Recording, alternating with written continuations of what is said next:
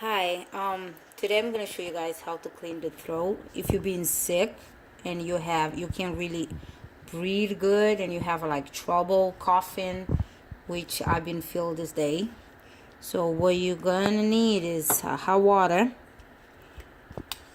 lemon tea or chamomile tea. I like with the lemongrass. You can choose whatever you want. Just make it dissolve in a hot water.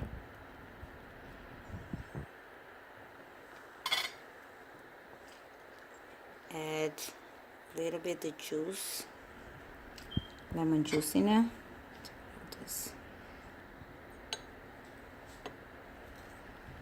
Do this before you go to bed. And honey.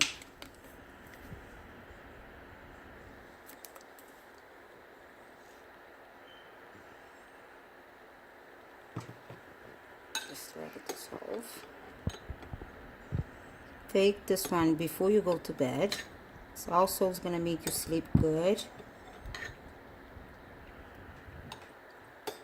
because there's a chamomile in there, so it can calm you down.